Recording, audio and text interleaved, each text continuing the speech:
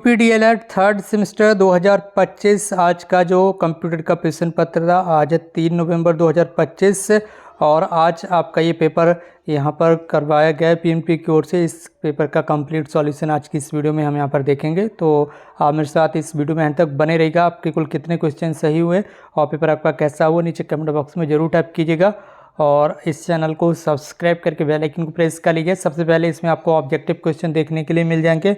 Objective question में सबसे पहला प्रश्न था आपका आईसीटी, ठीक है।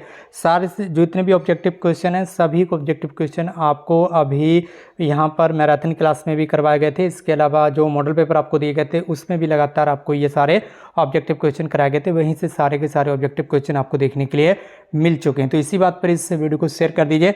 सबसे पहला प्रश्न था आपका आईसीटी का पूरा नाम क्या था, तो आप बता देंगे कि आईसीटी का पूरा नाम क्या था। यहाँ पर इंफॉर्मेशन एंड कम्युनिकेशन टेक्नोलॉजी, ठीक है, इंफॉर्मेशन एंड कम्युनिकेशन टेक्नोलॉजी ये आईसीटी की फुल फॉर्म थी। इसके बाद आपका था प्रश्न संख्या 2। इसमें पूछा जा रहा था कि नेटस्केप नेविगेटर क्या है, ठीक है। ये कल आपको यहाँ पर मैराथन क्लास में भी करवाया गया था, अगर आपने देखा होगा इस क्वेश्चन को। तो यहाँ पर जो नेटस्केप नेविगेटर क्या होता है, ये एक तरह का वेब ब्राउज़र क्या होता है, क्या होता है, एक तरह का वेब ब्राउज़र होता है जिस पर आप इंटरनेट यूज़ कर सकते हैं। अगला प्रश्न था आपका प्रश्न संख्या 3। स्लाइड तैयार करने के लिए इनमें से किस सॉफ्टवेयर का प्रयोग करते हैं। मैंने आपको बताया था इसमें पावर पॉइंट का प्रयोग किया जाता है। स्लाइड तैयार करने के लिए किसका प्रयोग किया जाता है, पावर पॉइंट का प्रयोग किया जाता है। MS पावर पॉइंट के द्वारा आप किसी भी तरह के प्रेजेंटेशन के लिए MS पावर पॉइंट के अंदर अपनी जो स्लाइड है वो तैयार कर सकते हैं। प्रश्न संख्या 4 था आपका निम्नलिखित में से किसका उपयोग डाटा भंडारण के लिए नहीं होता। ये भी अभी आपको मैराथन क्लास में ही कल करवाया गया था। तो ज़्यादातर क्वेश्चन आप देख सकते हो कि यहाँ पर मैराथन क्लास है, इसके अलावा जो बचे हुए क्वेश्चन वो आपको मॉडल पेपर से मिले हैं। अगर आपने मॉडल पेपर देखे होंगे तो निश्चित रूप से आपको यहाँ पर सहायता मिली होगी पेपर में।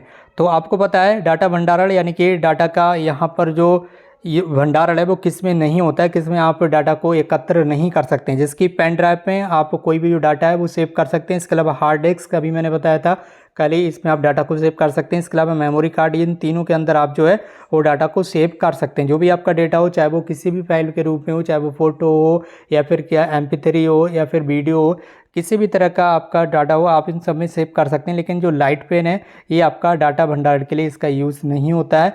तो यही आपका राइट आंसर हो जाएगा प्रश्न संख्या 3, ठीक है। अगला प्रश्न था आपका प्रश्न संख्या यहाँ पर 5। शैक्षिक कार्यक्रमों के प्रसारण हेतु शैक्षिक दूरदर्शन चैनल का नाम क्या है। तो प्रश्न संख्या 5 का आपका राइट आंसर हो जाएगा ज्ञान दर्शन, ठीक है। तो जो शैक्षिक कार्यक्रमों के प्रसारण के लिए जो शैक्षिक दूरदर्शन चैनल है ये ज्ञान दर्शन है, जो कि IGNOU के द्वारा इसका संचालन किया गया। और इसके बाद आपके अति लघु उत्तरीय प्रश्न, ठीक है, 5 में से आपके कितने सही हुए नीचे कमेंट बॉक्स में टाइप कीजिएगा और शेयर कर दीजिए इस वीडियो को। सबसे पहला प्रश्न संख्या 6 आपका LAN, ठीक है, लैन की फुल फॉर्म यहाँ से आपसे पूछी गई है और WAN वैन की फुल फॉर्म यहाँ से आपसे पूछी गई। तो लैन की फुल फॉर्म हो जाएगी आपकी लोकल एरिया नेटवर्क और वैन की फुल फॉर्म हो जाएगी आपकी वाइड एरिया नेटवर्क। क्या हो जाएगी, वाइड एरिया नेटवर्क, ठीक है। इन सब क्वेश्चन को हमने यहाँ पर टाइप कर लिया और चलिए आगे आपको दिखा देते हैं टाइप किए क्वेश्चन विद आंसर के साथ। तो दोस्तों यहाँ पर आपके जो अति लघु उत्तरीय प्रश्न है ये आपको देखने के लिए मिल रहे हैं। प्रश्न संख्या 6 था, निम्न के पूरा नाम लिखिए।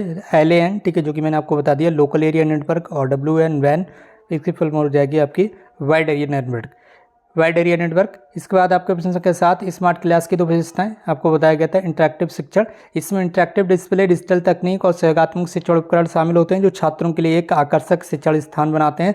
समझ में सुधार, तो इसमें क्या होगा, इससे छात्रों की समझ में सुधार होता है और वे विषय को जल्दी और गहराई से समझ सकते हैं, ठीक है। तो यहाँ पर ये इसकी 2 विशेषताएं हो सकती हैं, इंटरेक्टिव शिक्षण और समझ में सुधार, ठीक है। इसके बाद था आपका प्रश्न संख्या 8। इसमें पूछा गया था इस ऑनलाइन परीक्षाओं के 2 उद्देश्य लिख दीजिए। तो ऑनलाइन परीक्षाओं के 2 उद्देश्य क्या हो सकते हैं, स्वचालन और दक्षता। पारंपरिक परीक्षाओं से जुड़ी मैनुअल प्रक्रिया को पूरी तरह से स्वचालित बनाना जिससे ये लागत प्रभावी और समय बचत वाली होती है। इसके अलावा भौगोलिक बाधाओं को दूर करना, जिसकी दूर रहने वाले छात्रों के भी बिना किसी भौगोलिक बाधा के परीक्षा लेना संभव होता है, किसमें, ऑनलाइन परीक्षाओं में।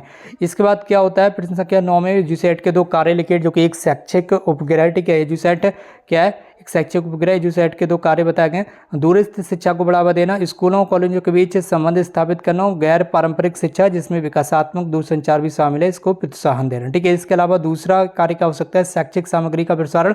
तो देश भर में शैक्षिक सामग्री पहुंचाने के लिए कक्षा तक उपग्रह आधारित 2 तरफा संचालन प्रदान किया जाता है EDUSAT के द्वारा, ठीक है। इसके बाद आपका प्रश्न संख्या 10, भारत में दूरदर्शन का प्रारंभ कब से हुआ, यानी कि दूरदर्शन की स्टार्टिंग कब से हुई। तो इसका जो स्टार्टिंग हुई वो 15 सितंबर 1959 को ऑल इंडिया रेडियो के अंतर्गत एक प्रायोगिक टेलीविजन सेवा के रूप में हुई थी। इसके बाद आपका प्रश्न संख्या 11, इसमें पूछा गया था कि ई अधिगम, ई मतलब इंटरनेट पर जो अधिगम यानी कि सीखने से संबंधित वेबसाइट हैं, जो पढ़ाई से संबंधित लर्निंग से संबंधित जो वेबसाइट हैं उनके नाम लिख दीजिए। तो आप कोई भी दो वेबसाइट बना सकते हैं, जिसकी खान अकेडमी हो गया, कोर्सेरा हो गया जो कि यूनिवर्सिटी कोर्सेज के लिए होता है। तो ये बहुत सारी वेबसाइट आजकल यहाँ पर नेट पर उपलब्ध हैं। आप कोई भी दो वेबसाइट के जो नाम थे वो यहाँ पर लिख सकते थे। बाकी दोस्तों अब इस वीडियो को यहीं पर समाप्त करते हैं। यहाँ पर अति लघु उत्तरीय प्रश्न तक आपको मिल गया। बाकी जो लॉन्ग क्वेश्चन थे, जो लघु उत्तरीय प्रश्न थे, वो भी आपको अलग से क्लास में सॉल्व करा दी जाएंगी। इस वीडियो को शेयर कर दीजिए अपने फ्रेंड्स के साथ। अगर आप चैनल पर नए हैं तो चैनल को सब्सक्राइब कर लीजिए। आज की इस वीडियो में बस इतना ही। मिलते हुए एक नई वीडियो में एक नई इन्फॉर्मेशन के साथ। Thank you so much for watching this video.